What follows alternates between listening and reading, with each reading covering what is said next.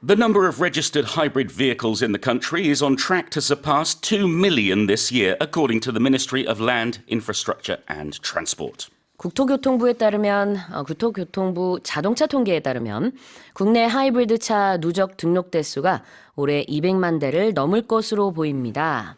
Tell us more. Well, as of October, we were at 1,925,001 hybrid cars. They're expecting to have over 2 million before the end of 2024. It's looking at something like 40,000 cars a month, new cars being bought and being used. And we're seeing more and more people using these hybrid cars because I think everybody's caring more and more about the environment and wanting to drive cleaner, as it were. Yeah, drive cleaner, go green 이런 식으로요. 동사 쓰고 그 뒤에다 이렇게 형용사를 쓰는 경우 이렇게 하다라는 많이 쓰는 형태의 구문이거든요. Go green 그러면은 친환경적으로 우리가 행동을 하다. 네. Drive cleaner 그러면 좀 더 이제 공기에 오염이 되지 않게 역시 친환경적으로 운전하다가 되겠죠. So what is a hybrid car or a hybrid anything? Well, a hybrid car means it's a fusion of two things, like electricity and gasoline. Yeah. Putting them together. So a hybrid is always going to be this combination of two things that are different from each other but can go together. Yep. We, excuse me, we see it a lot in farming, for example, where we have hybrid species of plants where you take two species and you actually put them together to create a new species. Yeah. With food, though, we don't say this restaurant serves hybrid food. We say fusion in that case. Yeah, a lot more. In this case, fusion is normal for food. We could also use fusion for a lot of other things as well, to say this is a fusion of this and that. Right. Hybrid feels more like a technical term or a biological term. Got it. 자, 두 가지가 혼합된 형태를 하이브리드라고 얘기를 합니다. 그래서 하이브리드 자동차라는 것은 대체적으로 우리가 생각했을 때는 전기차와 그다음에 휘발유차가 합쳐진 형태죠. Of course, there could be other hybrids, but the general one is the, as you said, the green car or the electric car and the gasoline. Yes. Now, to be on track. I'm on track to explain this sentence in the next 3 sentences. I hope. Okay. Am I? Yes, you Oh are. no, that was my 3rd sentence. I'm not on track. Okay.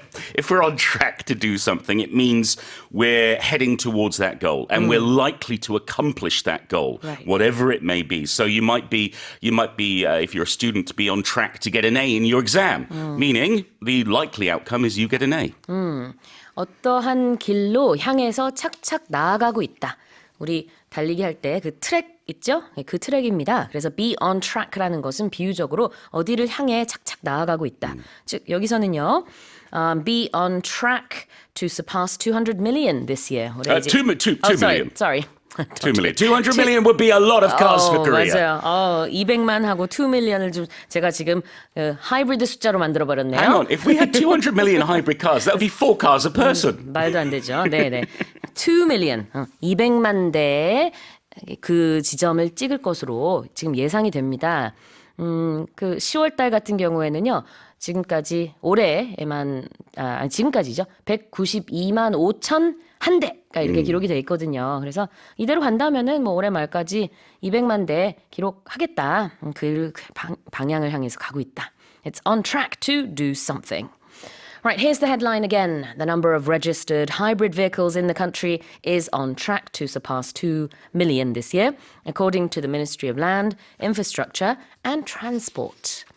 Let's move on to the next headline. More than 70 artificial intelligence-based digital textbooks have been certified for classroom use for the first time, covering elementary to high school students, according to the Education Ministry. 내년에 처음으로 학교 현장에서 사용될 초중고 학생용 인공지능 기반 디지털 교과서 70여 종이 검정 심사를 통과했다고 교육부가 발표했습니다. So these are AI-based digital textbooks. Yeah, I'm not sure how much is human and how much is AI, but certainly AI is heavily involved. Yep. It's not for every subject. It's not for every class. It's for maths, English and information. That's going to be elementary school grades 3 and 4, middle school grade 1 and high school grade 1. And it's not all the textbooks. It's 76 of these. There were 146 that were submitted for certification. 76 got through. And the Education Ministry is saying that these are going to provide a tailored education for students. That said, they're not going to be getting Korean language AI-based books yet. They've been put on hold for all grades. Okay. We'll see in 2027 we'll have AI textbooks for social studies and science in elementary schools and science in middle schools. And we'll see how they go. I'm interested to see the English ones to see how AI fares compared to an actual human writer. 저도 굉장히 궁금해요. 이 AI 기반의 디지털 교과서 어떨지. 지금 아까 초등학교 3학년과 4학년, 중학교 1학년, 그리고 고등학교 1학년. 네, 일단은 사용이 된다라고 얘기를 했고요. 70개 이상의 그런 그 디지털 교과서, AI 기반의 교과서가 검정 심사를 통과했다고 했습니다. 자, 뭔가 공인된 거잖아요. 그걸 영어로는 certified라고 하네요. Yes, we use this term certified when we receive a certificate. And basically it means we are qualified for something. We have this qualification. So, for example, all medical professionals need to be certified. If you have to graduate from university to be a doctor, and you have to have the proper degree and have the proper certification. I'm a certified marriage immigrant. I have the legal documents to prove it. 그렇죠. Be certified to do something이라는 것은 공인됐다, 또 뭐 자격이 있다 이렇게 볼 수도 있겠고요. 스펠링은 CERTIFIED. The next word is to cover something. Well, normally to cover means to be on top of something, like, snow-covered Seoul last week. And it's actually similar in this meaning here, meaning these groups that we're talking about are included. Yeah. So it's covering elementary to high school students, meaning it's, well, in some ways on top of them. It's going to be used for them. So when we use cover in this sense, it's that something is for this group or these groups. 여기서 말하는 cover라는 것은 뭔가를 다룬다든지 포함을 시킨다라는 의미입니다. 그래서 우리가 뉴스 얘기할 때도요. We're gonna cover this story. Yeah. 이렇게 하면 이 얘기를 다룰 겁니다. 이런 뜻이고 news coverage라는 그 단어도 이걸 다룬 뭐 그런 이제 뉴스라는 뜻이 있죠. 여기서는 이제 뭐 몇 학년부터 몇 학년까지를 포함한다라는 의미로 cover를 썼습니다. 자, 다시 한번 제가 읽어볼게요. More than 70 artificial intelligence-based digital textbooks have been certified for classroom use for the first time, covering elementary to high school students, according to the Education Ministry. A new treatment for severe asthma and chronic obstructive pulmonary disease attacks has been developed, representing the first major breakthrough in 50 years and offering a potential game changer for patients. 천식과 만성 폐쇄성 폐질환 치료에 대한 새로운 치료법이 개발되면서 50년 만에 이 분야의 획기적인 진전을 이룬 동시에 해당 치료법이 환자들에게 게임 체인저가 될 가능성이 점쳐지고 있습니다. Right, so let's talk about this new treatment. Yeah, well, let's talk about the old treatment first. Okay. Because until now, those who are suffering from severe asthma or from these other issues with the lungs, steroid tablets have been the answer. Okay. And steroids are not good. They have really severe side effects sometimes, like diabetes, osteoporosis. So this new treatment... Well, one, it's more effective, and two, it reduces the risk of getting something else because of your medication. Right. It's an injection, and it's a monoclonal antibody, and it targets certain white blood cells, and that means they can reduce lung inflammation. You can have it at a low dose as a repeat treatment, but you can also have a higher dose if there's a big flare-up. And it seems like it's going to cut the need for further treatment by 30%. This is a miraculous change in terms of medicine for those suffering from asthma and other lung-related diseases. 아스마가 천식입니다. 뭐 그 외에도 여기 보니까 chronic obstructive pulmonary disease attacks라는 표현이 나오는데요. 말이 좀 어렵죠. 만성 폐쇄성 폐질환입니다. 이런 것들에 대한 새로운 치료법이 개발된 거고요. 굉장히 획기적이다라는 의미로 획기적인 것, it's a breakthrough라고 Yeah. 했습니다. And a breakthrough means it's something new that's been discovered, and it's something that's very important. Yeah. We only use this term when there's like a big change for us. And we can use it personally. Like, I've had a breakthrough in my weight loss. I lost 5 kilos in the past month. Yeah. Or we can use it in terms of science. There's a new breakthrough, a medical breakthrough, or a technological breakthrough, anything like that. But it's going to be some new idea, new invention, new method that is important and is going to change things. Exactly. 이게 큰 발전. 이런 것도 breakthrough고요. 조금 전에 말한 것처럼 내가 개인적으로 요즘에 살을 빼고 있는데 한 달에 5kg나 빠졌어 라고 하면은 이거는 이제 개인적인 발전이죠. 그러니까 I had a breakthrough in my weight loss 이렇게 표현할 수 있겠고 그 다음에 뭐 과학에서의 발전 그런 것들도 역시 많이 쓰입니다. 이 표현이. 또 돌파구라는 의미로도 쓰여요. breakthrough라는 단어 자체가 뭔가를 뚫고 지나가는 것처럼 들리죠. breakthrough. 그래서 돌파구의 의미도 있고 여기서는 획기적인 진전 정도로 해석을 할 수 있을 것 같아요. 자, 그리고 우리말로도 그대로 쓰이고 있는 단어가 하나 있는데 What's a game changer?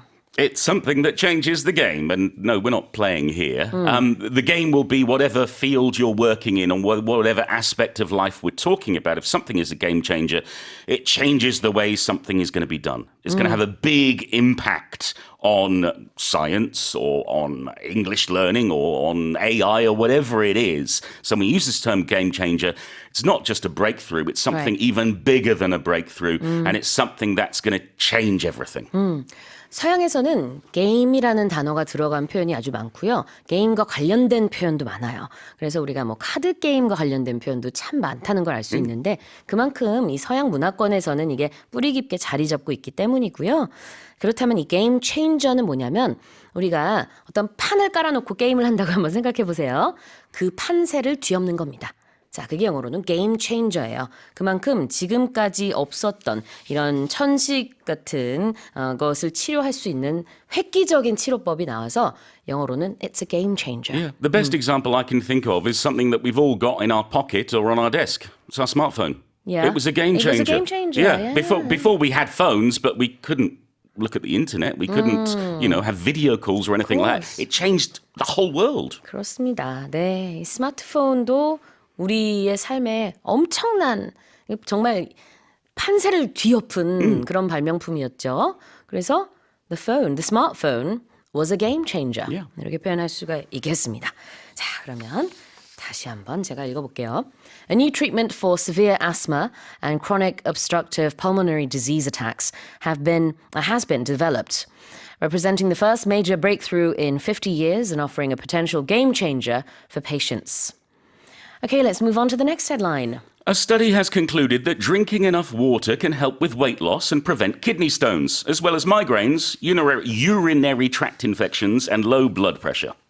물을 충분히 마시면은 체중 감량과 더불어 신장결석, 편두통, 요로감염, 저혈압 등을 예방하는 데 도움이 된다는 연구 결과가 나왔습니다. Yeah. So the big question is, Yes. how much water do you have to drink before a meal? And can I say the word Yeah. urinary properly? Sometimes for native speakers, there are words that trip us up. Yeah, and sure. that's the word that's tripping me up today. 그렇죠. Number of cups of water, 8.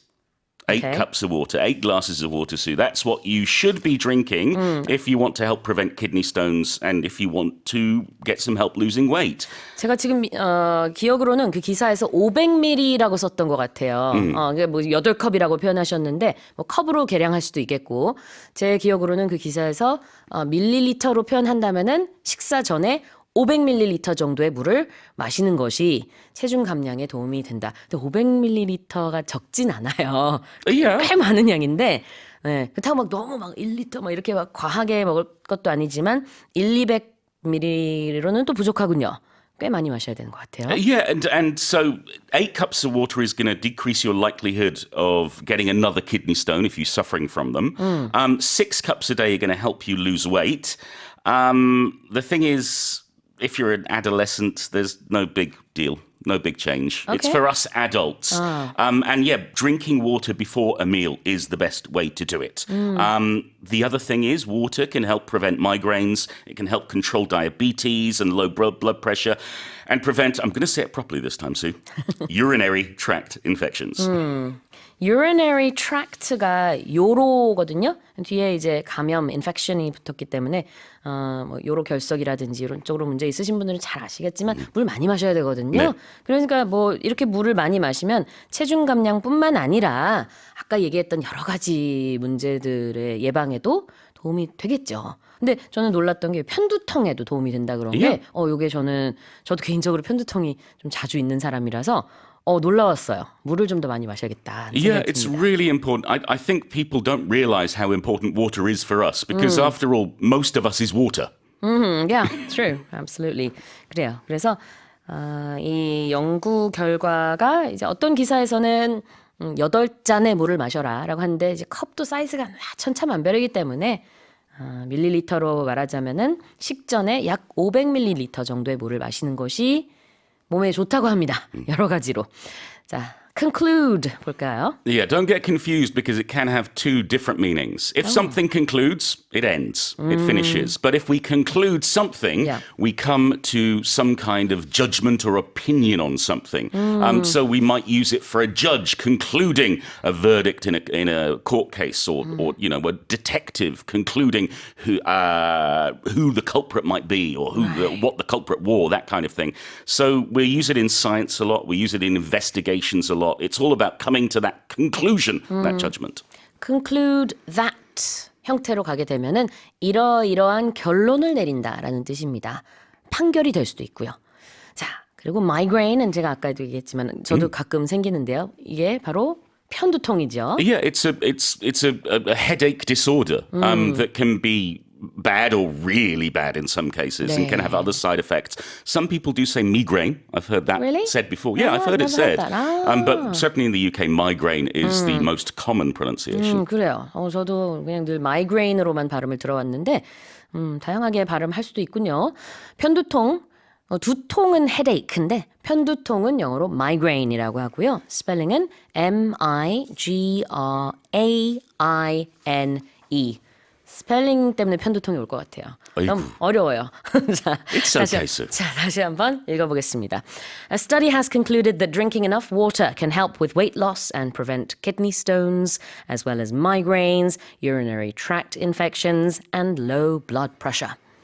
Let's move on to the last headline. A man who went missing for more than 5 weeks deep in the Canadian wilderness has been found alive, according to the Royal Canadian Mounted Police in British Columbia.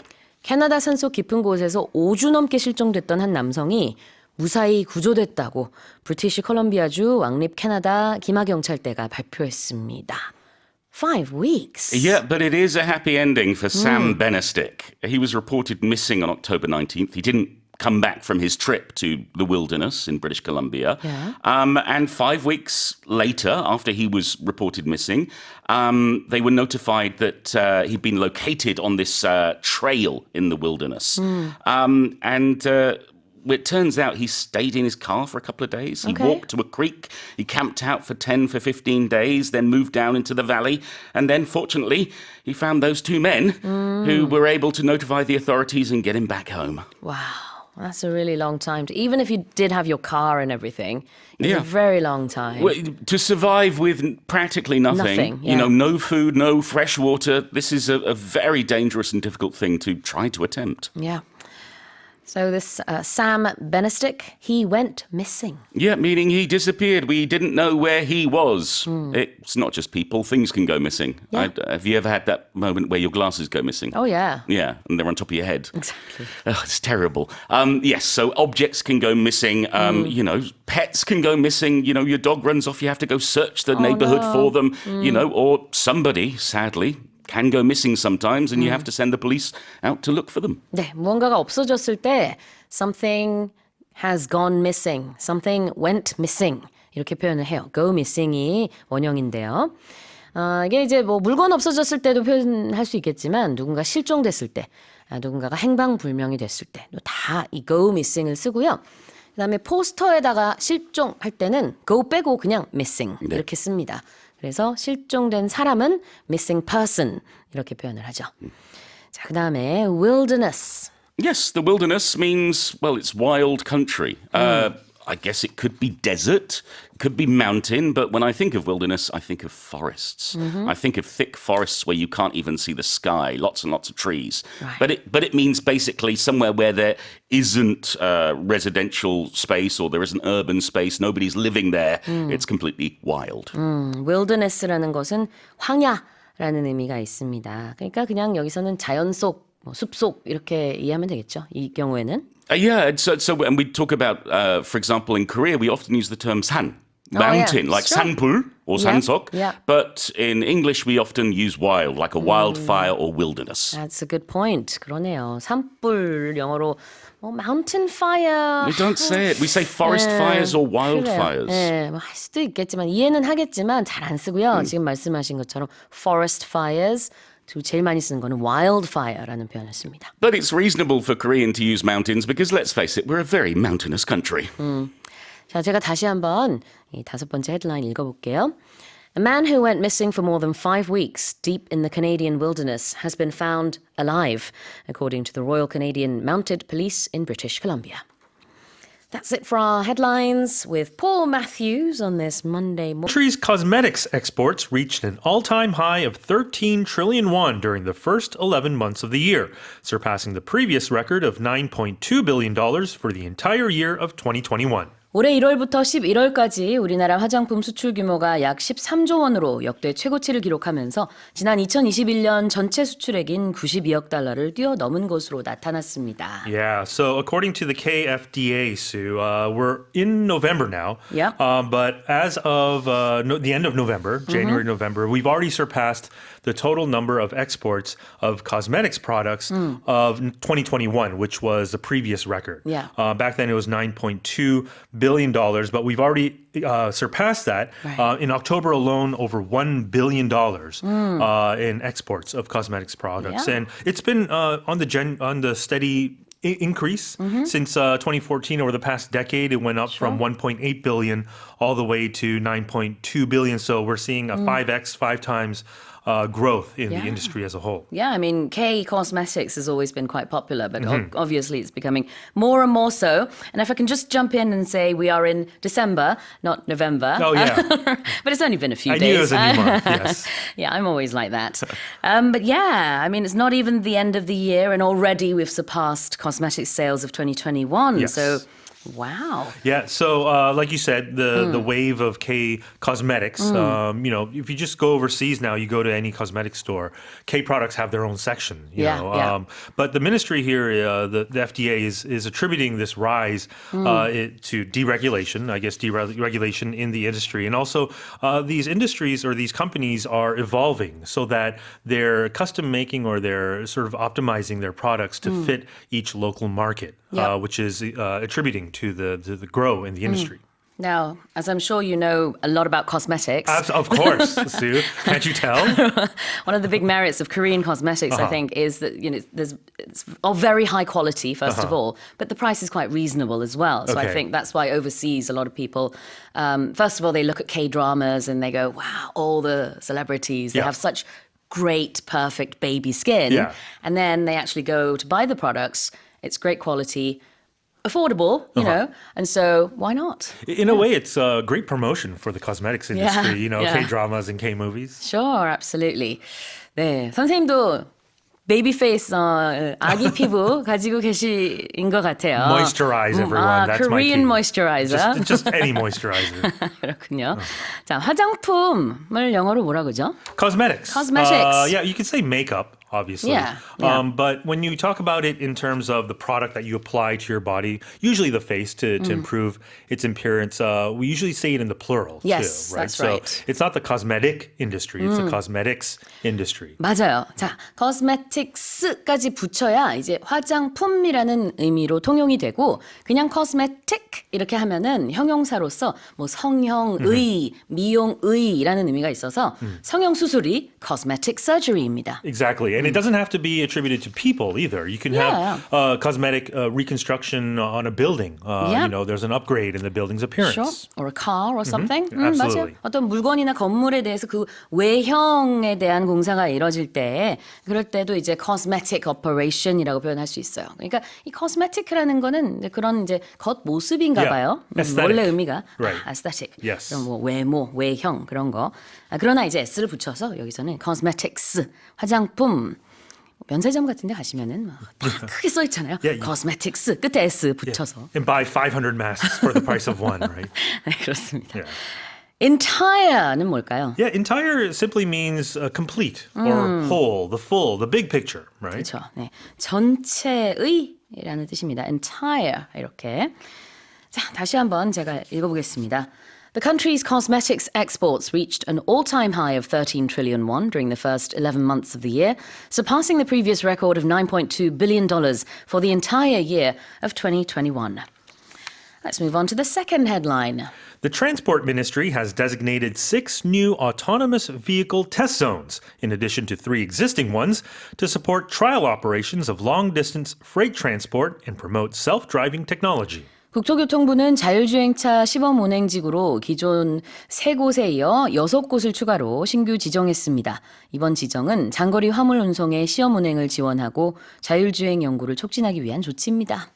Have you been in a autonomous driving vehicle before? Well, I drive a semi-autonomous vehicle Semi-autonomous. myself, but not a fully autonomous vehicle. And you use the functions on that? Sometimes when I'm on the highway Right. and I have to drive for hours and hours and, you know, I'm just going straight, then I'll put it into semi-autonomous mode and I'll take a little break. It sounds like cruise control to me. Yeah, but, well, It's pretty pretty much. much But then okay. it can, you know, it can It can so actually adjust change the lanes. speed Right. and I can't change lanes actually. Okay. But if another car comes in or Right. whatever, and if I, for whatever reason, don't pay attention, which I should always I pay hope so. attention, it'll make sure that it will stay in the lane. Okay. So there's that. But is that still cruise control? It sounds a little more autonomous than Okay. just a simple cruise control Okay. function. But it looks Yeah. like this is where the direction that this industry is going. Is Right. autonomous vehicles are not even the future. They're here right now. They're already being commercialized in other parts of the world. And Korea is on the same track, designated these areas in Suwon, Hwaseong, and Yongin, all these cities just south of Seoul. Yep. Also in the Dongjak district here in Seoul as well. But portions of the Gyeongbu and Jungbu expressways as well. So a total of 358 kilometers have been designated as autonomous vehicle test zones. Right. And you wonder why they would pick or select the expressway because a lot of transport happens along the expressways. Yeah.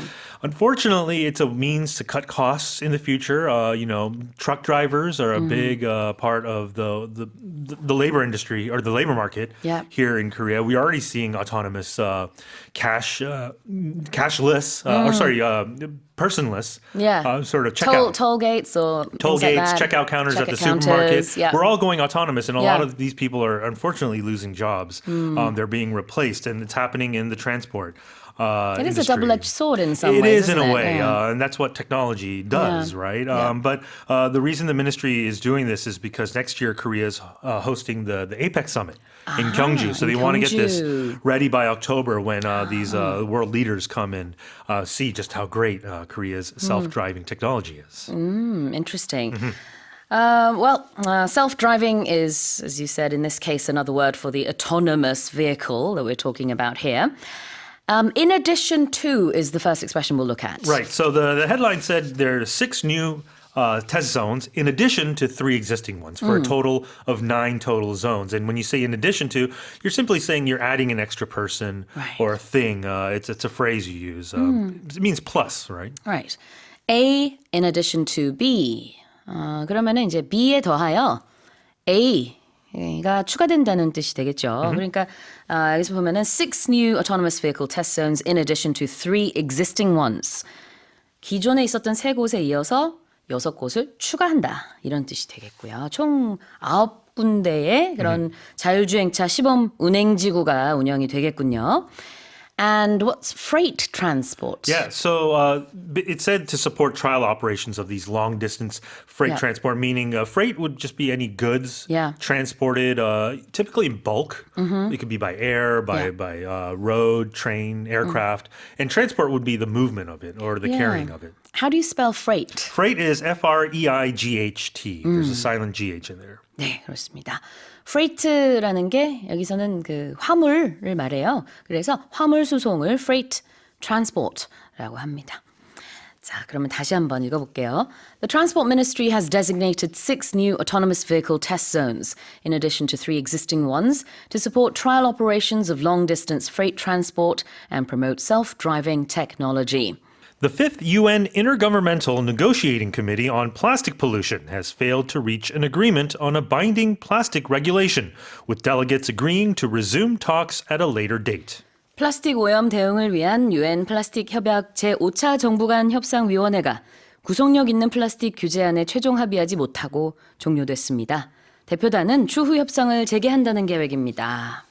Yeah, there was a lot of skepticism going into this 5th round of working level talks. These are working level talks that were held in Busan ever since last week to try and come up with language for an agreement later on when the high level delegates meet and they can come up with some sort of protocol or a binding agreement, which we'll get to in a moment. But they did not reach an agreement because the committee chair says that the participants needed more time to effectively address a few critical issues. And those issues, there were 3 main ones. The first was capping plastic production.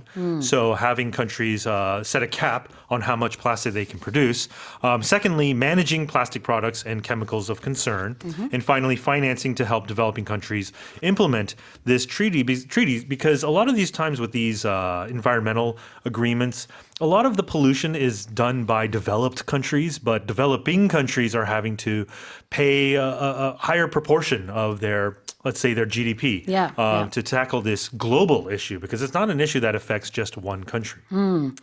그래요. 일단 지금 working level talks라고 했는데요. 이제 실무급의 회담이었다 이런 뜻이고 앞으로 있을 고위급 회담 high level talks를 위한 language. language는 이제 그 구체적인 단어들 이런 걸 말하거든요. 단순히 그냥 영어, 뭐 한국어 이런 언어를 말하는 게 아니라 그 용어를 정확하게 어떤 단어를 쓰고 어떻게 이제 합의 내용을 도출할 것인가 이런 얘기들이 오고 갔는데 결국은 합의하지 못하고 종료가 됐다라는 내용이었어요. 그래서 특히 the most divisive issues, 가장 많이 갈렸던 이슈들이 뭐냐면은 이 플라스틱에 있어서 어떻게 해가지고 플라스틱 생산량을 좀 제한할 것인가 거기에 합의하지 못했어요. They didn't agree on how to cap plastic production.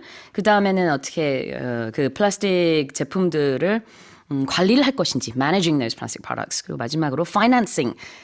재정적인 문제죠.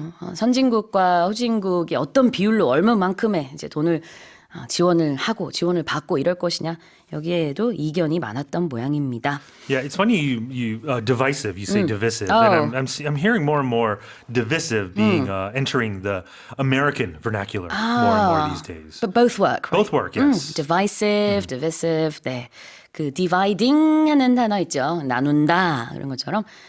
가장 많이 갈렸던 이슈가 이러이러한 것들이다라는 뜻이에요. But in any case, these 100 delegates from over 100 nations, they agreed to disagree. Okay, and yeah. I guess there'll be more working level talks in the future. They agreed to disagree. Yes. 자, 그러다 보니까 binding하는 agreement가 나오지 않았어요. Yeah, an agreement that's binding would be mandatory or required. It's compulsory. You have to follow the letter of the law. 자, 이거 법률 용어입니다. binding, binding이라는 것은 법적 구속력이 있다라는 뜻인데요.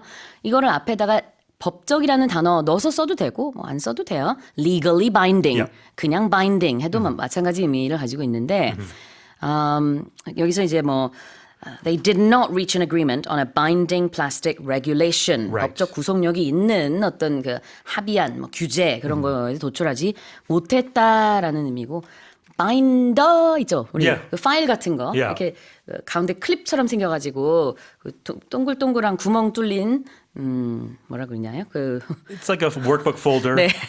종이 It's a 같은 거 binder. 종이도 낄 수 있고 뭐 플라스틱으로 된 것도 낄 수 있고 그래서 binding 한다는 게 원래 이게 묶는다 Yeah. 이런 의미가 있거든요. The part of the book Yeah. that holds all the That's the pages binder. together. That's the binder. 맞아요. yes. 네, 그래서 이렇게 딱 묶는다 이런 의미가 원래 있는 단어라서 그래서 그 파일은 바인더이고요.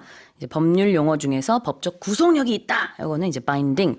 그래서 사실 이제 유엔에서 나오는 많은 그 좋은 얘기들이 막 있는데 사실 이제 법적 구속력 없는 게 많아요. Sure. 그래서 그때도 there's this new agreement that came about from the permanent members of the United Nations, but it's not legally binding. Right. 이렇게 뉴스에서 많이 얘기합니다. Meaning there's no legal repercussions or consequences, Exactly. right? 네, Yeah. Do kids know the joy of three-hole punch and using binders these days? Not these days, Probably not, right? no. Because everything's digital. In yeah, any case, yeah. But I used to enjoy Yeah. carrying those around with me, as I'm sure you did too. What's a delegate? Yeah, a delegate in this case is a person that's been sent or authorized to represent others, typically in a conference or a meeting, and usually an elected person or representative, but it doesn't have to be. Yeah, a delegate. D-E-L-E-G-A-T-E. There's a lot of vowels. 무슨 대표라는 의미가 있어서요. 여기서 이제 대표단이 되겠습니다. 그렇다고 우리가 뭐 회사 대표를 company delegate 이렇게 말할 수 있나요? Yeah, if it's a conference. 되긴 되는구나 생각해 보니까. 네. But delegate sounds more, kind of public space, elected official, that kind 맞아요. of person. 이런 회담의 어떤 나라를 대표하는 대표단 그런 대표단을 영어로 delegate라고 말하는 경우가 많죠. Yeah, especially if you're representing a certain country or an organization. But if you're just absolutely. simply attending a conference or an exhibition, Yeah.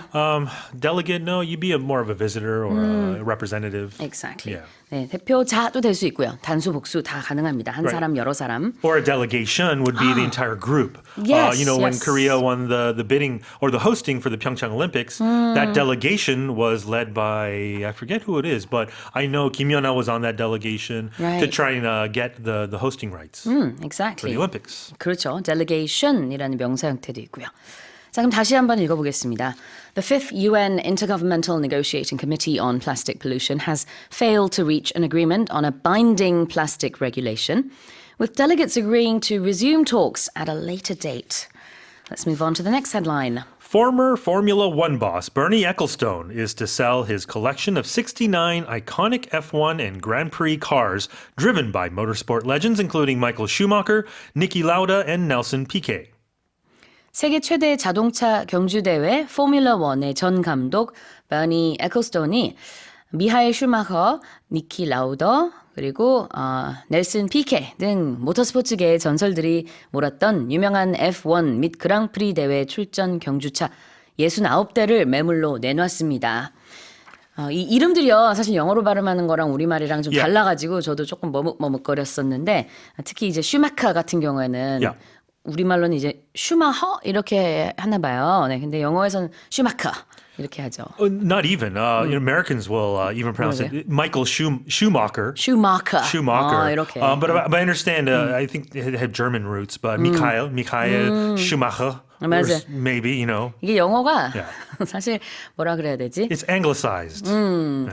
원어의 발음보다는 그냥 영어로 발음하기 편하게 바꾸는 경우가 많이 있거든요. Yeah. 그래서 마이클 슈마커라고 많이 해요. 원래 이제 미카엘 슈마커인데. And I often say Korean pronunciation is sometimes closer to the original. Yeah, that's right. Like Iteri, Italia. yeah. But in any case, Yep. the names are that. But, I am a sports fan. I'm not a motorsport fan. We can get into that. Okay. That's a different for another day. But Bernie Ecclestone, he was a longtime head of Formula One, F1, which is probably the most famous Yeah. motorsport in the world. But he assembled quite a collection, 69, nearly 70 vehicles over a span of 5 decades. And they include actual F1 cars, Ferraris, we're talking about other high-end performance vehicles. And the collection is worth, they're saying, well into the hundreds of millions of dollars. One car can even fetch 8 figures in the tens of millions for a single car. So that looks like that's being put up for auction, I assume. Yeah. What's a collection of something? Yeah, a collection would be, to collect something is, of course, accumulating or gathering objects, in this case as a hobby, but it's the accumulation of objects. You can collect cars if you're rich enough, I suppose. You can collect stamps. Yeah. I still have my baseball card collection from when I was young. So yeah, it's in this case as a hobby, a collection. I used to collect stamps too. Stamps. You know. Yeah. You were a filiophile, That's the word. a person who likes stamps. Yeah, exactly. And when I was even younger, I used to collect stones, and then I discovered that little stones, Actual rocks? wherever I would go on holiday. Okay. Not rocks, little tiny, okay. like pebbles or tiny little pretty soft-looking, not Right. soft-looking, smooth-looking stones. And then I discovered at some point that my drawer was getting a little too heavy with all these stones, and then I couldn't remember where I got each of those Right. stones. So I eventually put them in my garden, and then I said, thank you all for traveling with me, and bye-bye. I imagine, aside from the sentimental value of those rocks, they probably didn't have much resale value, did they? No. Not that you collect for resale, but because I don't know why, but yeah. I have a small sneaker collection too. But, Oh, okay. That probably has good resale value. Yeah, but I don't do it for resale. I so, see. yeah. 컬렉션, 잘 아시죠? 뭐 그런 수집품들 컬렉션이라고 하는데 a collection of something. 나는 뭔가 수집한다. I collect something. 이렇게 하시면 됩니다. 자, motorsport. Yeah, any sport involving racing or competitive driving using motor vehicles. So not only cars, but also trucks, motorcycles are also included in this. Exactly. 자, 모터스포츠. 네, 이거 뭐 그대로입니다. 자동차나 오토바이 경주 같은 거. 영어로는 motorsport라고 하고요. 다시 한번 제가 읽어보겠습니다. Former Formula One boss Bernie Ecclestone is to sell his collection of 69 iconic F1 and Grand Prix cars driven by motorsport legends including Michael Schumacher, Niki Lauda, and Nelson Piquet. All right, let's move on to the final headline. A study by researchers from the US and China found that horned dinosaurs experienced declines in intelligence, hearing, and smell as they grew larger over 100 million years, warning that human evolution could follow a similar trend with excessive reliance on technology. 미국과 중국 연구진은 과거 뿔 공룡이 1억 년에 걸쳐 몸집이 커지면서 지능, 청력, 후각이 쇠퇴했다는 연구 결과를 발표하면서 인류도 기술에 과도하게 의존할 경우 비슷한 진화 경로를 따를 수 있다고 경고했습니다. Yeah, so it was a joint study of US and Chinese scientists, and what they did was they performed CAT scans, Right. CT scans here, right? 그러죠, 한국에서는. CAT scans on these dinosaur skull fossils to try and see brain sizes Right. of these animals, I suppose. And they noticed that ceratopsians, I guess the most famous being a triceratops Right. with the 3 horns, as they grew in size, they noticed that they developed features like armor-like coverings to defend themselves against predators, like more carnivorous dinosaurs. But they realized that as they grew bigger, the vulnerability of these dangers decreased. So the environment became safer for them, and they were always, compared to smaller sort of dinosaurs, which were more alert, had to be alert to stay alive, they became too reliant on their sort of defenses that they've evolved into having. And that's what these scientists are saying, is that humans are now relying too much on their own horns and armor-clad coverings, which is the technology. 지금 얘기하고 있는 공룡의 종류는요, 이 뿔 공룡이라고 했는데 이제 전문 용어로는 ceratopsians라고 합니다.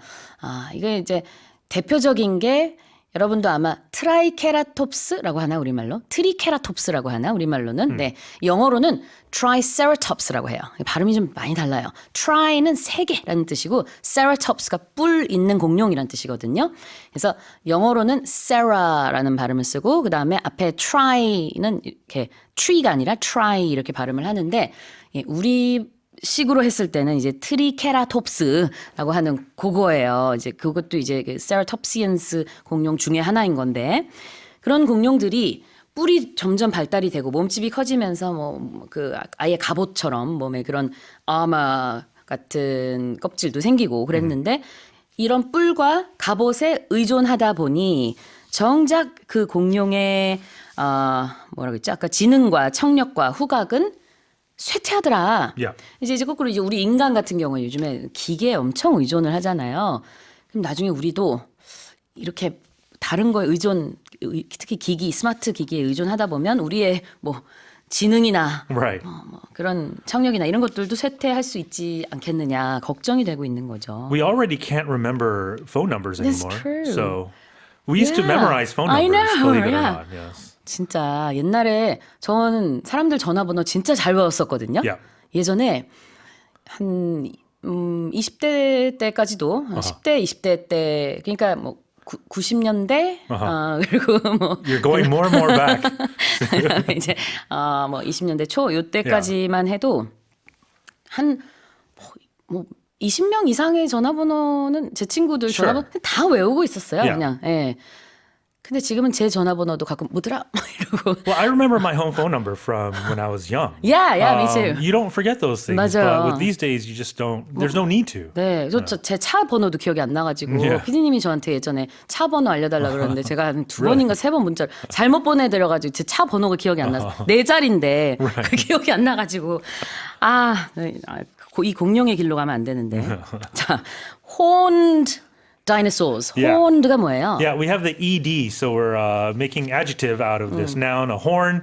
Anything with horns, including antlers. So a horn Yeah. would be sort of that accumulation of muscles or bone that animals with horns have. A devil has horns as well. Yes. 뿔이 있다.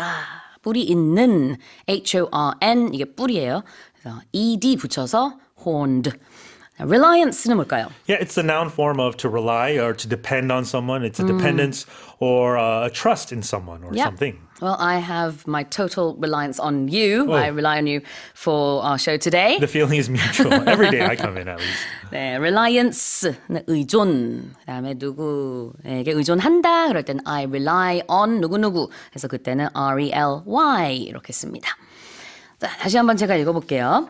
A study by researchers from the US and China have found that horned dinosaurs experienced declines in intelligence, hearing, and smell as they grew larger over 100 million years, warning that human evolution could follow a similar trend with excessive reliance on technology. Well, that's it for the headlines with Shane Ham. Korea's consumer prices, a key gauge of inflation, increased at less than the central bank's 2% target for the third consecutive month in November, according to Statistics Korea. 인플레이션의 주요 척도인 소비자 물가 상승률이 지난달까지 3개월 연속으로 한국은행의 목표치인 2%를 하회하는 1%대를 유지했다고 통계청이 발표했습니다. Yep. So consumer prices rose 1.5% from a year earlier last month, and it follows a 1.3% on-year increase in October. And of course, this is according to data from Statistics Korea. September also saw a 1.6% on-year increase. So we're seeing figures in the 1% range, and Korea's consumer inflation has stayed below 3% since April and fell below the inflation target rate of 2% for the first time in September. They say that vegetables in particular saw a significant rise of 10.4% compared with the previous year, partly due to unfavorable weather conditions that we've been seeing and reduced shipments of key items such as radishes and cabbages, which is essential for making kimchi. Right. Meanwhile, fruit prices dropped 8.6% on year due to stable supply levels. And in contrast, petroleum product prices declined 5.3% from a year earlier in November, driven by easing global oil prices. So across the board, we're seeing prices averaging go. out. Yeah, Yeah. they are still going up, but not as much. Not as much. The Bank of Korea had actually expected. Yeah. All right, let's have a look at this word here. Consumer prices are a gauge of inflation. What's a gauge? Right. So gauge, we can use this as a verb and also as a noun. In this case, it's being used as a noun. So it's kind of a way of measuring like a level, so it's being used as an estimate or an indicator of something. Yeah. How do you spell gauge? Gauge, the spelling is a little difficult. So it's G-A-U-G-E. 언뜻 봤을 때는 gauge Yeah, 이렇게 does not 발음이 look 될 like 것 gauge, 같은데 yeah. 아니에요. 네, gauge 이렇게 발음을 합니다. 이건 뭐냐면은 척도라는 뜻이에요. 그러니까 물가의 척도, 인플레이션의 척도로 여겨지는 그런 소비자 물가 수치가 기존의 중앙은행에서 한국은행에서 예상했던 것만큼 오르지는 않고 있다. 오르기는 오르고 있지만 Yeah. 네. 센트럴뱅크가 중앙은행이고요. 우리나라는 이제 그게 한국은행이고 뭐 미국 같은 경우에는 연준이 될 거고 그런 식인 거죠. 자, 타겟은 뭘까요? Target. So target, when we're shooting arrows, we can shoot it at a target. But in this case, it's like an objective or a result towards which efforts are directed towards. 그렇죠. 타겟은 목표죠. 자, 그러면은 다시 한번 제가 첫 번째 헤드라인 읽어보겠습니다. Korea's consumer prices, a key gauge of inflation, increased at less than the central bank's 2% target for the third consecutive month in November, according to Statistics Korea. Now let's move on to the next headline. The U.S. has announced a new semiconductor export control package against China, including curbs on high-end chips for artificial intelligence that are likely to affect the Korean industry. 미국 정부가 대중국 반도체 수출을 통제하는 새로운 규정을 발표했습니다. 여기에는 인공지능 개발용 고성능 칩인 고대역폭 메모리 HBM에 대한 규제가 포함돼 국내 업계에 미칠 파장도 예상됩니다. Now this is quite confusing, so please do run us through what's going on. Yeah, so this is according to the Commerce Department, the U.S. Commerce Department's Bureau of Industry and Security, or the BIS. They've unveiled this package on the Federal Register, and it includes restrictions on exports of high bandwidth memory, or HBM chips. And this move is expected to affect the Korean market, as two Korean firms, Samsung Electronics and SK Hynix, as well as Micron Technology, they currently lead the HBM market. So this HBM curb, it has a compliance date of the end of the year, so December 31st. It targets chips with a memory bandwidth that has a density greater than 2 gigabytes per second per square millimeter.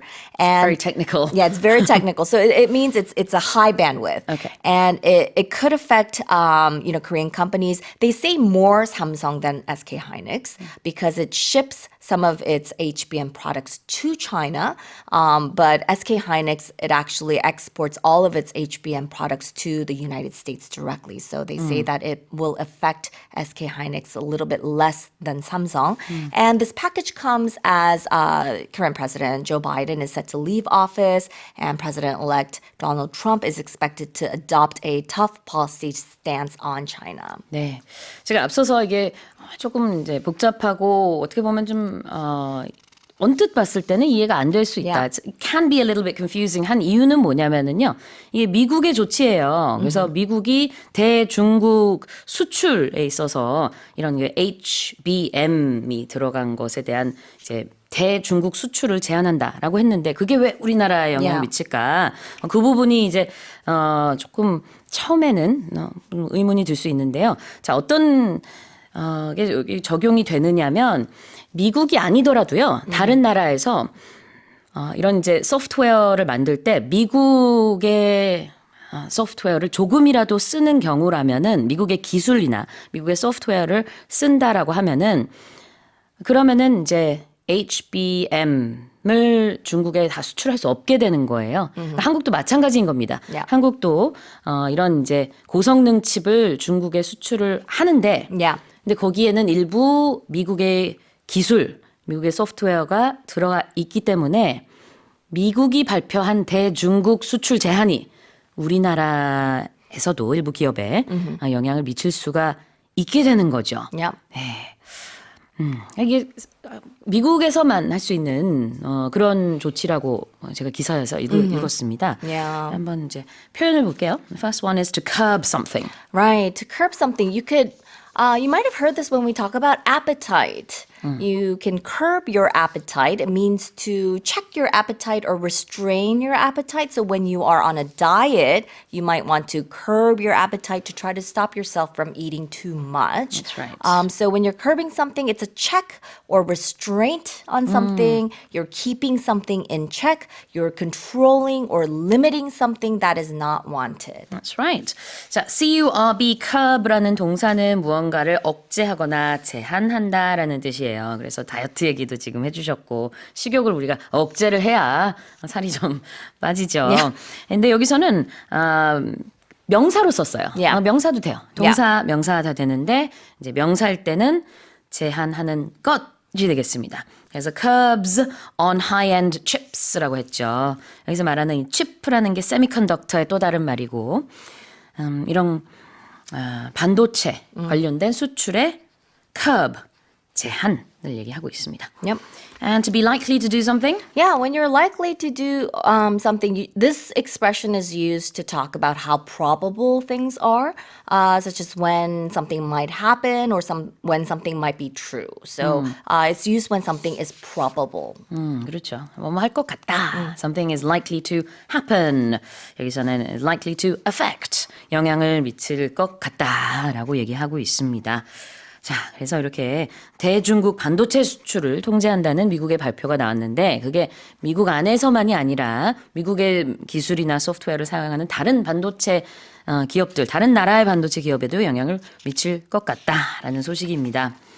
다시 한번 제가 읽어볼게요. The US has announced a new semiconductor export control package against China, including curbs on high-end chips for artificial intelligence that are likely to affect the Korean industry. Spain has approved a new law granting employees up to 4 days of paid climate leave in response to the devastating floods in October, which claimed over 200 lives. 스페인에서 지난 10월 홍수 사태로 200명 이상의 사망자가 나온 이후 스페인 정부가 자연재해나 심각한 기상이변이 발생했을 때 근로자가 최대 4일의 유급 휴가를 쓸 수 있는 법을 승인했습니다. Yeah, so we have parental leave, but it looks like people in Spain who have been suffering from the effects of devastating floods back in October will be granted climate leave. Yeah. And this new legislation comes after several companies in Spain received a lot of criticism for making their employees come to work despite these torrential rain and subsequent floods in Valencia and the surrounding areas, which caused widespread devastation. Yeah. And the protection seeks to ensure that workers are not penalized for staying at home during these extreme weather conditions and will continue to be paid, which I think it makes sense. You don't want your employees to risk their lives coming to work. So in a video that was shared with local media, the Minister of Labor and Social Economy described this move as being historic. They said that for the first time, Spain will have paid climate leave for working people, and Spain's Council of Ministers approved the legislation, and it is expected to come into effect on Friday. And they said that the paid leave will be relevant whenever an authority issues a climate-related alert that advises people to stay at home for safety reasons. And Spain's economy minister said that the paid leave applies when employees cannot safely reach their workplace or work remotely. And they said that workers can opt for a reduced working schedule if more days off are required. Right. We learned the word opt yesterday, actually, and it means to choose to do something, Yes. of course. Yeah. parental leave라고 하면은 육아휴직. 그다음 뭐 출산 휴가도 일종의 parental leave죠. maternity leave Yeah. 그런 것도 다 이제 leave라는 단어가 여기서 명사로 그런 휴직, 휴가의 의미가 있는데 Yeah. climate leave라는 표현이 이제 처음으로 쓰이는 겁니다. 기후로 인한 휴직, 휴가, 4일간의 휴가를 얻을 수가 있다. 그런 내용이죠. 스페인에서는. 그렇다면은 이제 그런 휴가를 주는 거를 give a leave 이렇게 하진 않잖아요. Yes. 뭐라 그러죠? We grant it. Grant a leave. Yeah, Let's look it at that. sounds a lot more official. Yeah. And that's exactly how it's used. So when you grant something, it's agreeing to give or allow something that's been requested. And as we mentioned, it's used more in an official way when something is more formal. That's right. grant라는 것은 뭐 해석할 때는 이런 휴가를 주다이지만 사실상 승인하다, 허가하다, 수여하다의 의미가 있어요. 그래서 굉장히 공식적인 느낌의 단어고 그다음에 유급이라는 단어도 붙었거든요. 그래서 유급, 기후, 휴가 이런 것들을 이제 주게 된다. Yeah. 영어로는 people will be granted paid climate leave. Yeah. 4days까지, 4일까지 가능할 것으로 보여집니다.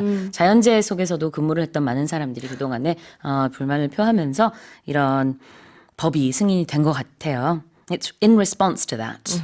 Let's look at that expression. Right. So in response to something is like a reaction to something that has been said or done. It's a reply or reaction, or it's like an answer to something.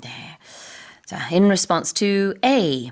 A에 대한 응답 아니면 대응이라는 뜻이 되겠죠. 자, 다시 한번 읽어보겠습니다. Spain has approved a new law granting employees up to 4 days of paid climate leave in response to the devastating floods in October, which claimed over 200 lives. Now let's move on to the next headline. An analysis of Venus's atmosphere suggests that the planet's interior is dry, indicating it likely never had the oceans of liquid water traditionally considered essential for the emergence of life. 자, 금성의 대기를 분석한 결과 금성 내부가 너무 건조해 생명체 출현의 필수적인 요소로 여겨지는 물로 이루어진 바다는 애초부터 없었을 가능성이 높다는 결론이 나왔습니다. Tell us more.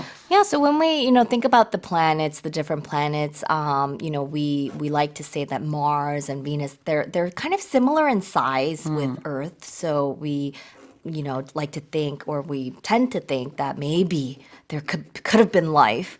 Maybe we have a lot more similarities with these planets, and maybe we could move there. Or scientists used to think this. So with Venus, it's an intriguing planet, and a lot of researchers previously thought that perhaps there was some sign of liquid water there, but it seems that the latest research is proving otherwise. So they're saying this new research. It's saying that early Venus was covered by a magma sea, and if it cooled quickly, water could have formed oceans while also being trapped in the crystallizing magma, making the planet's interior water rich and releasing water during volcanic eruptions. Conversely, slow cooling would leave water as atmospheric steam with none trapped inside. And they analyzed Venus's atmosphere and chemistry to explore its interior water content. And when the team analyzed the ratios of substances being replenished in the atmosphere in Venus, they found very little water being added. So in other words, these volcanic eruptions were very dry. So the team said that findings were not consistent with Venus having had surface oceans of water in the past, and hence a climate traditionally considered habitable. So in other words, they're saying that nope, they do not believe any life would have been existent on Venus. So the conventional notion that there was water and possibly life possibly. has been overturned. Yeah. Instead of saying conventional, we could say traditional. And let's look at the word traditionally. Right, traditionally. So that means it was a part of a long-established custom, practice, or belief. 전통적으로 영어로는 traditionally. 우리가 전통 하면은 tradition, 그래서 Korean tradition에도 우리가 참 많은 너무 좋은 것들이 많이 있죠. Yeah. 네, 우리가 이제 집에 들어갈 때 신발 벗고 들어가는 Yeah. 것부터 시작해가지고 이제 인사할 때 이렇게 목례하는 것들도 다 이제 Korean tradition이죠. 자, 그다음에 emergence of something. Right, the emergence of something. So it's basically the process of coming into being, or we can use this when like an emerging star. I think we hear this a lot. So that means something has become important or prominent. Yes, exactly. 자, emergence라는 거는요, 무언가의 출현 그리고 발생이라는 뜻입니다. emergency랑 달라요. emergency는 비상사태 이런 뜻이죠. 네, emergence라는 명사는 이런 게 나타났다는 뜻이죠. So the emergence of life 그러면은 생명체의 출현. 그것은 없었을 것이다. 금성에서는 이런 얘기가 되겠습니다. 다시 한번 제가 읽어볼게요. An analysis of Venus's atmosphere suggests that the planet's interior is dry, indicating it likely never had the oceans of liquid water traditionally considered essential for the emergence of life. Now here's our final headline. Vietnam is projected to have 1.5 million more men than women by 2034, an imbalance attributed to cultural preferences for sons and the resulting gender selection practices, according to the country's health ministry. 베트남 보건부는 베트남이 오는 2034년까지 남성 인구가 여성보다 150만 명 많을 것으로 전망하면서 이는 아들을 선호하는 문화가 성별 선택 출산으로 이어지면서 발생한 불균형 상황이라고 설명했습니다. 아, 베트남이 남아 선호 사상이 팽배하군요. Yeah, so I guess, this is a similarity that I guess Vietnam has with The traditional Korean culture. Yeah, so I don't think this doesn't exist in Korea anymore, not anymore. But in the past, there was this preference for having a son to carry on the family name, and this sort of preference exists in Vietnam. Yeah. So they say that if the current gender imbalance at birth remains unchanged, this gender gap, is expected to grow to 2.5 million by the year 2059. So that's a pretty big gap, and you have to think about when these children grow, they're going to have to find a spouse, and we worry about the child birth rate, and that it leads to all sorts of social issues and problems. So they say that Vietnam has experienced a gender imbalance since 2006 with a sex ratio at birth of 109.8 boys for every 100 girls. And if this trend continues unchecked, the gender imbalance at birth could have serious and unpredictable consequences for their society, the economy, and even political stability. They're saying that it could affect individuals, families, communities, degrading social norms, and of course the status of women as well. And to address this issue, Vietnam has implemented various interventions, including efforts to elevate the role and status of women and girls, promoting gender equality, and discouraging sex selection at any stage. 그래요. 베트남에서 이렇게 남성 인구가 앞으로 여성 인구보다 150만 명이나 더 많아질 것이다라고 전망이 되는 이유는 남아 선호 사상에다가 그런 문화에 기인한 성별 선택 출산이 아주 많이 이루어지고 있기 때문이라고 합니다. 영어로는 그거를 이제 gender selection practice라고 하는데요. Yep. 일단 그 practice라는 단어를 먼저 좀 볼 수 있을까요? Yeah. So a practice is like the actual application or use of an idea. It's like a belief or a method, as opposed to theories relating to it. 네. practice라는 게 우리가 제일 먼저 생각하는 의미는 연습인데 그 의미가 아니고요. 여기서는 그렇게 하는 관행이라는 뜻입니다. 그러니까 practice가 여기서는 실제로 사람들이 하는 그렇게 실천하는 모습, 관행이지만 또 어떤 때는 우리가 medical practitioners, people who practice medicine. 그러면 이제 의료진, Practices medicine. 그렇죠? 네, 의사의 경우에 우리가 doctor 할 수도 있겠지만 this person practices medicine이라고 표현을 해요. 그때도 역시 연습이라는 의미가 당연히 아니고 That's like a profession. 맞습니다. 네, 전문적으로 자격을 갖춰서 의료 행위를 한다라는 의미예요. 법조인도 마찬가지로 this person, this lawyer practices law 이렇게 표현을 하지. 이게 이제 의미가 이걸 오해하시면 안 돼요. 네, 무슨 연습하다 이게 아니라 네. 자격을 부여받아서 그것을 실천을 하고 이제 법 행위를 한다 이런 의미가 될 텐데 이 두 가지에서 특히 많이 쓰이고 practice law, practice medicine. 그다음에 우리 헤드라인에 나와 있는 것처럼 the practices of this culture, this country. 그럴 때는 이 나라의 관행이라는 의미가 되겠습니다. 네. 자, 그러면은 하나 더 있는데요. attribute to A. Yeah, so if something is attributed to something, it means you're saying that something is because of someone or something. 그렇죠. 자, attribute to A는 A에 기인한다라는 뜻인데, 그러니까 A 때문이다, A 덕분이다, 다 될 수가 있겠죠. 여기서는 뭐라고 하고 있냐면은 there's an imbalance in gender. 베트남에서는 성별의 불균형이 있는데요. It's attributed to cultural preferences for sons. 아들을 선호하는 문화적인 그런 사상에 기인하고 있다. 이렇게 볼 수 있겠죠. 참고로 베트남 이 나라 이름도 영어로는 Vietnam이라고 표현을 합니다. 자, 그러면 다시 한번 제가 읽어볼게요. Vietnam is projected to have 1.5 million more men than women by 2034, an imbalance attributed to cultural preferences for sons and the resulting gender selection practices, according to the country's health ministry. All right, well, that's it for the 5 headlines this morning. The average life expectancy of babies born in the country in 2023 inched up to 83.5 years, rebounding after a decline in the previous year caused by the COVID-19 pandemic, according to Statistics Korea.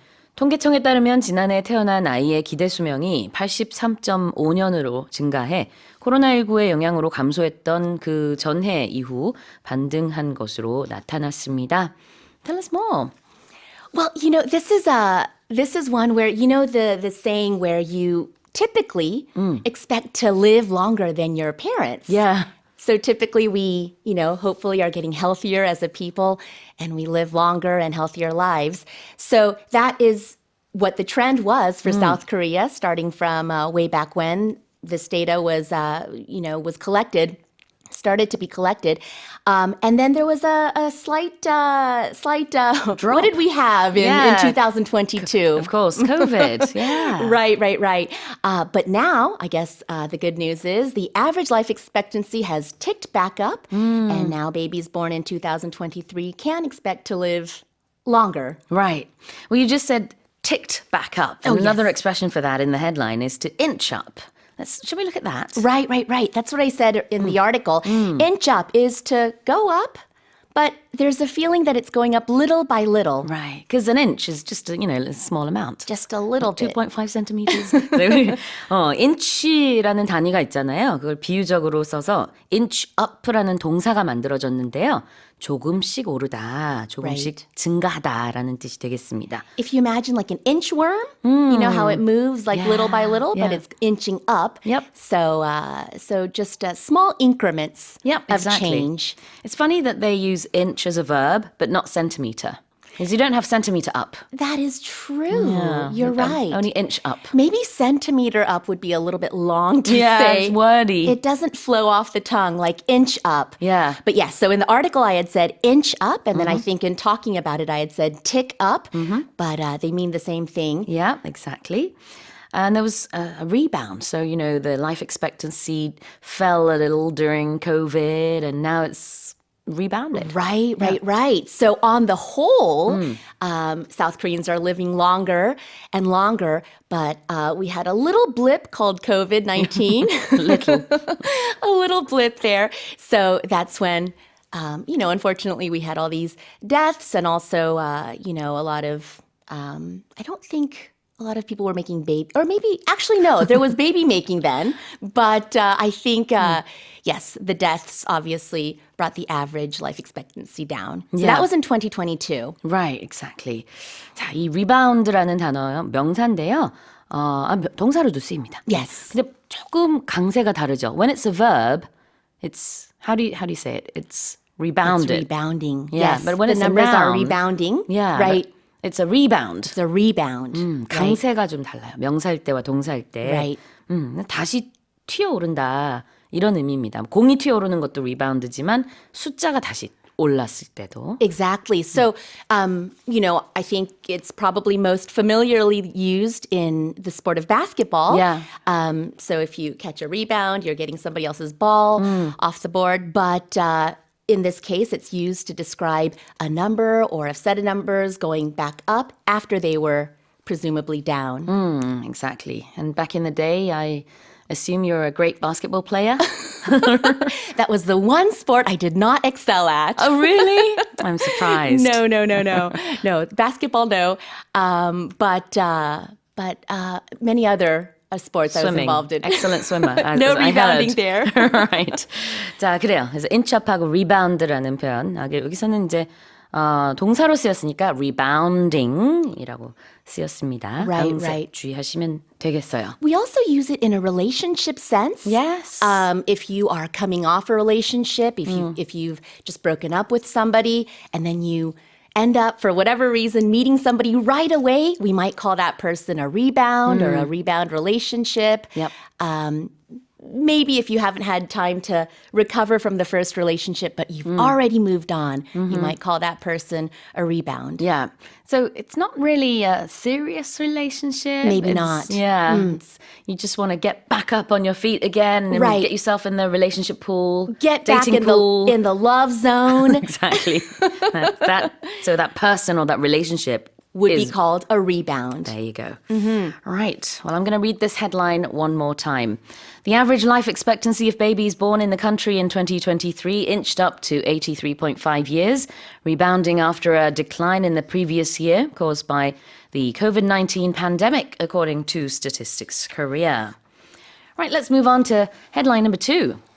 Coffee prices have reached their highest level in nearly half a century, buoyed by tightening supplies as next year's crop in top grower Brazil struggles to recover fully from this year's drought.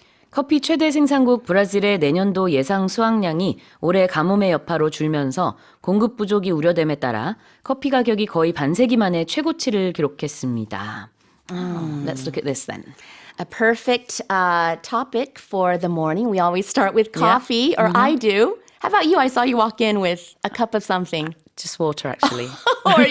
Are you not a must-have coffee in the morning I used gal? to be. Okay. Yeah, but I've really not been drinking much coffee lately because Is that right? Yeah, for some reason my body can't take it anymore. Oh, I wonder. Oh, that's so interesting. Yeah. I'm trying to do the same for myself, but forcing myself to sort of, cut back on caffeine. Yeah. So I'm doing a little bit of half decaf, half regular coffee. Good for you. But must start every morning with coffee. In this case, I might be paying a little bit more for it. And those of you Yeah. who rely on coffee like I do might be feeling the pinch at your local coffee joint because prices are looking to go up. Yeah, if you feel the pinch, that doesn't mean someone's actually pinching you. It means Right. that you feel, oh, something's expensive. Right, right. Something that was maybe $1 before, now you're like, oh, it's you feel the pinch. Maybe Yeah. it's a little bit more expensive the next time you go to the store.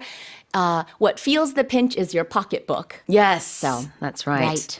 맞아요. 커피 가격이 조금 더 비싸졌네 이런 게 이제 느껴질 때 you feel the pinch. 이게 꼬집다라는 단어가 거기 쓰입니다. 실제로 이제 커피 가격이 많이 올랐는데 the reason for that is because there's not enough coffee beans, I guess. Right. I mean, I think if you delve deeper into the issue, there's probably a lot of other issues, supply chain issues, and all sorts of climate issues.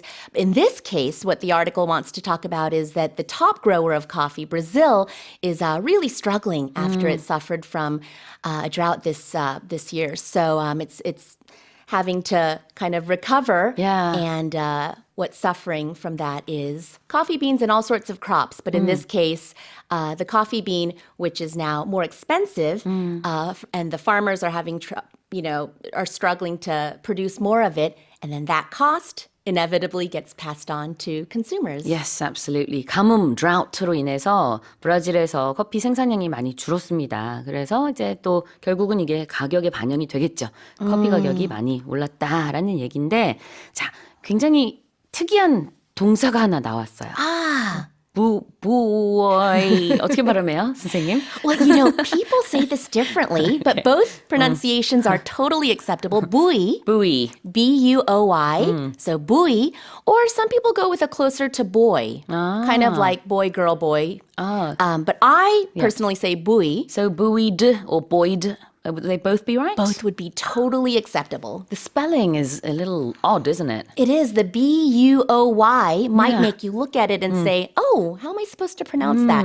So buoy or boy. And it sounds funny, even It as I'm does. saying it. 맞아요. 우리 바다에 있는 부표 있죠? 동글동글한 거, 부표. 그거가 부위예요. Yeah, those are buoys. 네, 네. 근데 부표가 어떻게 돼 있죠? 떠 있죠. 그렇기 때문에 부위라는 동사가 뭔가를 오르게 하다 아니면 뜨게 하다라는 뜻이 있습니다. If you look at a triathlon in the ocean, you see the swimmers swim around a buoy. They're floating there as like lane markers. So they're floating there. If we use it in the case of this story, that means that prices are, they have buoyed. Yeah, they've gone up, Right. basically. It's exactly how you would imagine it. And Brazil is a top grower of coffee beans. Yes. So top grower, grower is exactly as the word suggests. They grow the bean or the crop, and you can also say they're the producers, Yeah. or even simpler, you can say they're farmers. 그래요. 그래서 브라질이 이런 커피의 최대 생산자, 생산지다 이런 의미로 top grower라고 하고 있습니다. 자, 다시 한번 제가 헤드라인 읽어볼게요. Coffee prices have reached their highest level in nearly half a century, buoyed by tightening supplies as next year's crop in top grower Brazil struggles to recover fully from this year's drought. Scientists have warned that the Arctic could be ice-free by the summer of 2027, an event expected to significantly alter the Earth's ecosystem and lead to more extreme weather. 북극해 얼음이 2027년 여름까지 모두 녹을 수 있다는 과학계 경고가 나왔습니다. 이럴 경우 지구 생태계는 크게 변화하고 지금보다 더 많은 기상이변이 초래될 것으로 예상됩니다. Oh dear. No ice in the Arctic. No ice. That is not something we can imagine, but unfortunately, it is actually something we are going to have to imagine a little bit sooner than we thought. So, two teams of scientists, one in the US and one in Sweden, conducted these tests and also used computer modeling to predict when the first ice-free day in the Arctic could possibly occur. And this is the results that they've come up with. Wow, 2027 is only a few years away. Yes, that's just Goodness. like Yeah, tomorrow. exactly. And the Arctic is another word for the North Pole, right? Right. So we would just call that whole area, including the Arctic Ocean, obviously, the Arctic. And so we have the Arctic and the Antarctic, or the North Pole and the South Pole. 북극, 남극의 또 다른 표현들이죠. Arctic이라는 게 여기선 북극인데 거기서 2027년에 눈이 다 녹을 수도 있다. Right.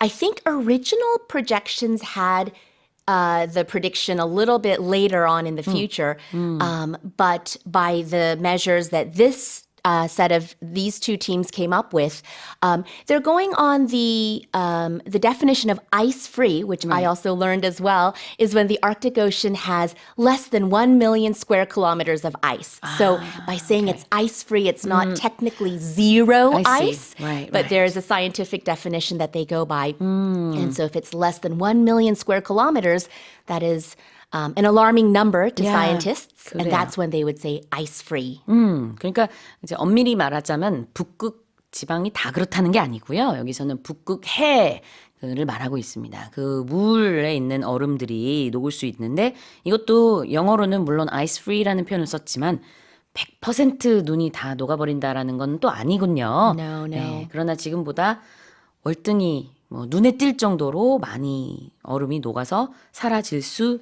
있다. Yeah, I mean, what more do we know about this? Well, I think so this kind of ties in with our previous story of all of this, different climate change that we see and we actually feel. Yeah. And so when we see more frequent flooding and when we see more extreme weather patterns, this is all part of it, even though it's not. It might be something that we might have a hard time measuring, but even a drop of a glacier melting can end up, raising sea levels, Yeah. especially in vulnerable areas. Well, this year's summer was really hot, and I understand that this could be the hottest summer on record. Yes. Is that like that every year, it looks like. I feel like every year we are always having to say this is the hottest summer or hottest year on record. And actually, this team of scientists is saying that, in fact, this decade as a whole is the hottest ever that it's been. Oh, dear. Well, these, And we feel it. Yeah, we do, absolutely. Well, these different, certain climate events that have been going on, they alter the Earth's ecosystem, right? Right, What does right. alter mean? Alter, to alter, A-L-T-E-R, not to be confused with A-L-T-A-R, a noun. Alter means to change something, to change or to edit it somehow, Yeah. somehow make it different than what it was before. Yeah, like you can alter your clothes as well, alterations. Right. I think that's one we use a lot. And we use it in noun form, alterations. I have to take my clothes in for alterations. My jeans are always too long. I have to take them in for alterations. Yep. That's how we would use that word. 네, alter라는 게 바꾸다의 의미가 있고요. 옷을 수선하다의 의미로도 쓸 수 있습니다. And what about extreme weather? Extreme weather. It's, it comes in many different forms, but extreme weather, it's usually some kind of severe weather that we're seeing.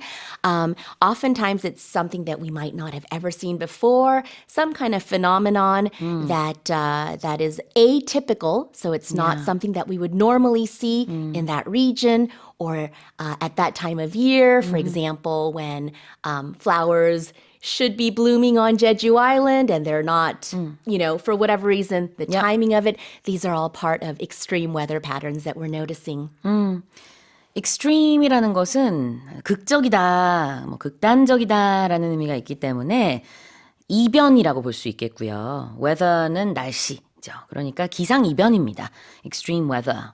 그 다음에 atypical이라는 표현도 쓰셨는데 Right. 전형적이지 않은 날씨, atypical weather. 그런 것들도 어떻게 보면은 기상이변에 해당이 되겠죠. Right. Atypical meaning opposite of typical, Yeah. which would be normal to us, regular, something that we see every day. So if we say atypical, it would be something different That's and right. extraordinary. Yeah, and that's what that prefix a does. 이렇게 접두어 a를 어떤 단어에 붙이면은 이것이 아니다라는 의미로 쓰는 경우가 많습니다. 자, 다시 한번 제가 읽어볼게요. Scientists have warned that the Arctic could be ice-free by the summer of 2027, an event expected to significantly alter the Earth's ecosystem and lead to more extreme weather. Now let's move on to the next headline. Olympic shooting silver medalist Kim Ye-ji, who gained widespread attention during the Paris Summer Games, has been named one of the BBC's 100 most influential and inspirational women of the year. 파리올림픽에서 세계적으로 화제가 된 사격 부문 은메달리스트 김예지 선수가 영국 BBC가 선정한 올해의 여성 100인 명단에 이름을 올렸습니다. Oh man, what a superstar. Yeah, I know. She was sort of kind of one of the biggest stars to come out of this past Summer Games. Oh, absolutely. And there was sort of social media talk of how she should be the next James Bond. Her and her sort of, pose and everything. Her pose, and I noticed some of my friends, or one of my friends in the States actually dressed up as her Oh, really? for Halloween. Wow. She made the little, the little circle glasses for the shooting and had the black jacket on. Of course. So cool, so cool. And of course, the plush toy in her pocket. That's what made it so cute. All right, so she's one of the most influential women of the year, according to BBC. Yes, influential and inspirational women of the year, according to the BBC, a list that they've put together. And, they look at all sorts of different things. It's not necessarily what it could be what you've accomplished, but it's also that extra thing that you have, that extra special, little bit of charisma or that sort of thing that made you special. It factor. Yeah, that little je ne sais quoi. Yes. 뭔지 모르겠지만 있는 그런 Right. 네, 아주 특별함. And that is what brought her widespread attention. 야, 그래요. 보니까 테마가 있었네요. 이번에 올해의 그 여성들 100인의 테마가 resilience였나 봐요. Right, right. So resilience is being resilient is when you are able to stay tough through something that might be difficult, fight your way through something that might, otherwise make other people give up. Yeah, exactly. 우리 방송 많이 들으시는 분들은 아시겠지만 제가 정말 좋아하는 단어입니다. 네, 오뚜기처럼 넘어져도 다시 일어나고 다시 일어나고. 네, 그래서 그런 주제로 100인의 여성을 선정을 했다 그러고요. 거기에 김예지 선수가 이름을 올렸습니다. Right. Let's look at the terms. Widespread attention first. Widespread. So if you imagine wide, widespread. It means that it's it's all over the place. It's not just a small bit of attention, but it's out there. It's brought her a lot of attention, and in this case, like you also mentioned, she went viral, so she gained widespread attention online. Yes. 자, widespread라는 것은 넓게 퍼져 있다라는 의미인데요. 여기서는 전 세계적인이라고 볼 수 있겠고, attention은 관심이니까 세계적인 관심을 받은 김예지 선수를 의미하네요. What about inspirational? Inspirational is to inspire when somebody inspires you, INSPIRE. And that is, when you give somebody hope, when you make somebody maybe perhaps want to be like you or work hard like you, that person can be an inspirational figure to you. And in this case, Kim Ye-ji was an inspirational woman, according to the BBC, for many people watching, many moms watching, many women watching. Yeah, absolutely.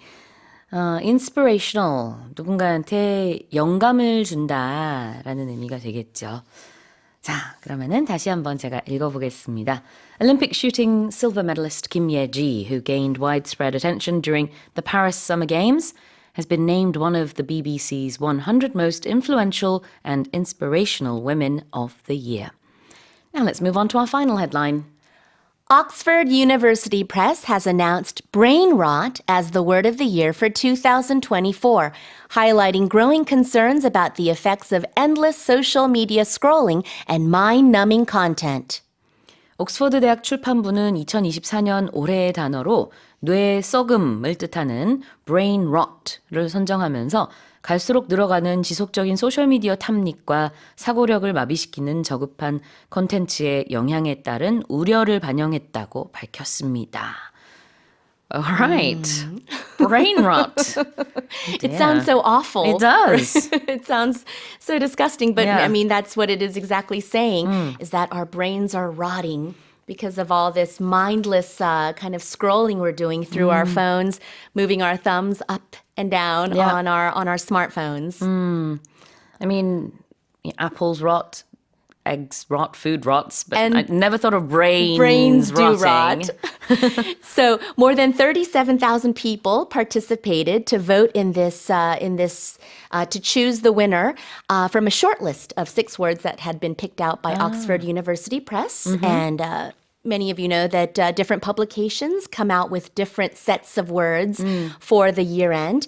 And this was the word that this combination of language lovers that wrote in to vote and also language experts kind of combined all their opinions along with some of the big data out there based on what was trending. And this was it, brain rot. Could you give us the Oxford Dictionary definition for brain rot? Oh, the Oxford. Yeah. All right, I have it with me. Maybe I should read Yes, it. Okay. Here we go. Here we go. My brain is rotting.